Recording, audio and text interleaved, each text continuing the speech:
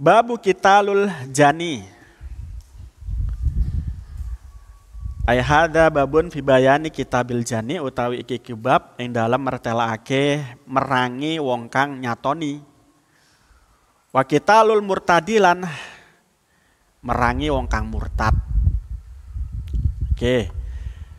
Tema yang kita bahas ini ada dua macam. Yang pertama adalah membela diri.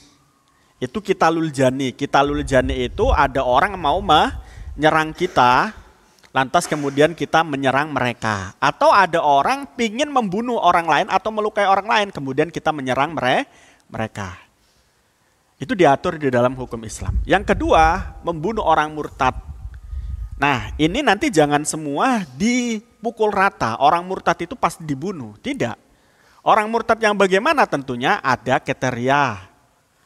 Orang murtad yang menjadi mata-mata bagi kita untuk musuh kita, itu mungkin bisa dibunuh. Orang murtad yang kemudian dia memerangi kita, membahayakan kedaulatan bangsa, pada saat itu tentu ini bisa diperangi. Kalau tidak semacam itu, ada orang murtad biasa yang kemudian dia tunduk dan patuh terhadap hukum yang berlaku, jangan. Wong Islam sudah mengatakan, walana a'malukna walakum a'malukum lakum dinukum waliyadin. Agamamu, agamaku. Amalmu, amalku, amalku. Nah, kita baca. Wan Abdillah lan saking Abdillah bin Umar radhiyallahu anhu maqala dawu sapa Abdullah bin Umar qala dawu sapa Rasulullah sallallahu alaihi wasallam man utawi sapane wong iku kutila dan pateni sapa man duna malihi duduk bondone man fahuwa mongko utawi man iku syahidun wong kang mati syahid. Rawang riwayatake hu ing hadis sapa Abu Dawud wa Nasai ulan Imam Nasai wa Tirmidzi ulan Imam Tirmidzi wa Shahih ulan ngarani sahih ing hadis. Jadi ini adalah menjadi satu-satunya hadis yang memberi motivasi agar ketika orang yang membunuh daripada keluarga kita itu termotivasi bahwa orang yang dibunuh itu dari keluarga kita adalah orang yang mati syahid. Kalau kita sudah berpikir bahwa orang yang dibunuh dari keluarga kita itu adalah mati syahid, ketika hukum kita anggap tidak adil, pada saat itu kita menyadari bahwa keadilan itu hanya ada di dalam tangan Tuhan atau hukuman Tuhan. Nah, sementara kita sudah dinasehati bahwa kita alhamdulillah keluarga kita dibunuh dan matinya mati syahid sebagaimana Nabi katakan. Nabi mengatakan mangkutila min duni malihi fahuwa syahid. Barang siapa yang terbunuh ya tidak diambil hartanya maka orang semacam ini disebut mati syahid. Orang mati syahid itu banyak ya, ada dua jika diklasifikasi secara garis besar. Ada mati syahid dunia. Ada mati syahid dunia akhirat, ada mati syahid akhirat saja. Mati syahid dunia akhirat mereka-mereka ada yang berperang memperjuangkan agama Islam dan negara. Itu adalah mereka-mereka yang mati syahid dunia akhirat. Sementara yang mati syahid akhirat saja adalah orang-orang yang mati dalam keadaan contoh tadi itu. Ada orang dibunuh, tidak dalam keadaan maksiat, ya masih sholat, dibunuh. Wah, matinya mati syahid itu. Ada orang masih ngaji, dibunuh, mati syahid. Ya. Nah, ada orang tidak dalam keadaan maksiat, pergi ke pasar, mau belanja, dibunuh. Pergi ke mana? Ladang, ke sawah, dibunuh, matinya mati syahid. Yang tidak mati syahid adalah rebutan pacar. Ya, rebutan pacar, dibunuh. Pacaran, dibunuh. Kenapa kamu bunuh? Itu pacar saya. Dipacari dia, ya tak bunuh. Bu matinya mati syahid atau mati sangit itu. Kenapa? ya pada saat itu dia maksiat, ya otomatis mati, bukan mati syahid. Nah, ini menjadi semangat. Termasuk mati syahid itu, kategori mati syahid adalah mautul fujaah. Mati yang mendadak. Ibu hamil, kemudian melahirkan kok kemudian meninggal, matinya mati syahid. Ada orang masih tidur, tidak dalam keadaan maksiat, kok rumahnya terbakar. Terpanggang dia di dalam rumah tersebut, matinya mati syahid.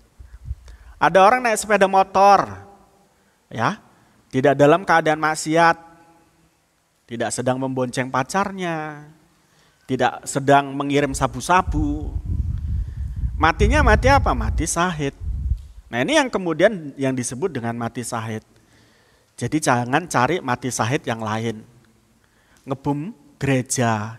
Loh, Nabi saja itu ketika perang itu nggak boleh pasukan perang itu merusak rumah ibadah, membunuh perempuan-perempuan, membunuh anak-anak, menebang pohon. Nggak boleh. Kenapa? Kita punya etika. Agama Islam itu adalah agama etika. Coba dihormati. Gak ada yang istilahnya mau ngebom gereja, bakar-bakar pura, ngerusak kuburan. Kuburannya orang Kristen dipaculi, dipendeli itu dipalu, pukuli. Nggak, bukan Islam itu ajaran kayak gitu. Itu ajaran setan. Ajaran setan. Ngebom gereja itu ajaran setan. Islam tadi Nabi Muhammad sudah berwasiat ketika pada saat mau perang. Para sahabat dinasihati.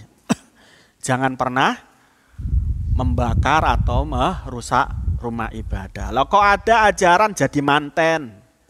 Kemudian bawa bom diledakkan di gereja. Oh, itu berarti ajaran setan. Bukan mati syahid itu. Bukan mati syahid. Nek pingin mati syahid, ngaji di pondok, belajar agama. Nek awakmu sakit, ojo mulai. Katakan saya pingin mati di pondok saat belajar. Iki enggak. Cuman gudikan pulang. Kenapa pulang? Saya takut mati. Katanya pingin mati syahid, gudikan panuan pulang. Kan repot itu. Wan Imran bin Husain, saking Imran bin Husain, qala radhiyallahu an. Qala dawu sapa Imran bin Husain Qatalah merangi sapa Ya'la bin Umayyah, rajulan wong lanang. Fa'abdoh nuli nyokot sapa ahaduhuma salah sijine Ya'la wa rajul sahibahu ing koncone Ahad.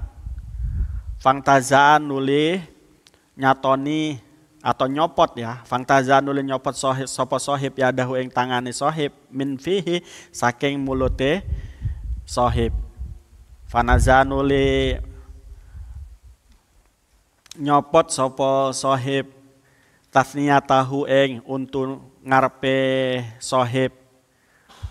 Fakta somanuli para padu sapa sahib ilan nabi maring Nabi Muhammad sallallahu alaihi wasallam. Faqala nuli dawuh sapa Kanjeng Nabi, ayaudu ana toh nyokot sapa ahadukum salah sijine sira kabeh ahohu ing dulur salah siji sira kabeh kama kaya perkara ya adu kang nyokot opal fahlu untoh lanang. La dia tamaka orana dia tiku maujud lahu kedua Ahad muttafaqun alaih. Walafdu utawi lafat iku li muslimin kedua Imam Muslim. Jadi satu ketika Ibnu Husain itu menceritakan ada seorang namanya Ya'la bin Umayyah. Ya'la bin Umayyah ini itu menyerang seorang laki-laki. menyorang seorang laki-laki. Kemudian salah satu dari Ya'lah dan seorang laki-laki ini menggigit. Lah kemudian kok salah satunya menggigit. Jadi Ya'lah menggigit, kemudian laki-lakinya juga menggigit. Kemudian satunya melepas gigitan tersebut, dan kemudian satunya lagi juga melepas. Setelah gigit-gigitan, nah ngono. Jadi iki gelut-gelutan mbok kepiye ngono lho. Kok rempong. Cakot-cakotan, jambak-jambakan. Wong lanang gelut jambak-jambakan. Gitu ya. Gelut itu ya harus berdarah. Oh, lanang. Ojo jambak-jambakan, oh cakar-cakaran. Kayak Dewi Persik ama apa itulah jadinya. Nah, jadi ngerasani. Nah, itu jadi ini gigit-gigitan. Setelah gigit-gigitan semacam itu, mereka saling mengadu kepada Nabi.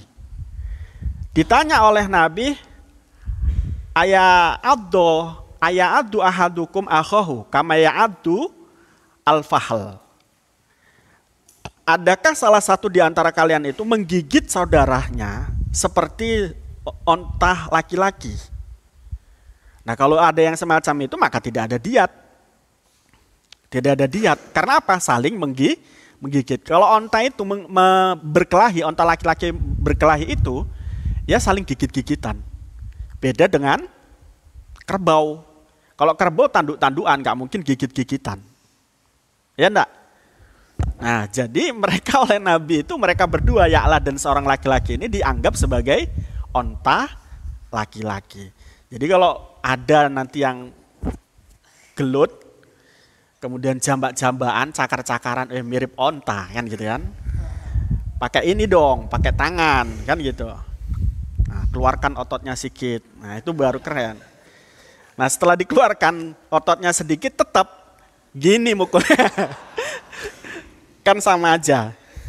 Wan Abi Hurairah radhiyallahu an, Allahu alam bisawab. Rabbi fangfana wahdinal husna bihurmatihim wa amitna fih wa afati minal fitah. Bismillahirrahmanirrahim. Allahumma inni astaudiuka ma'alam tanihi wardudu ilayya indah hajati ilaihi wala tungsinihi ya rabbal alamin bi barakatil Fatihah.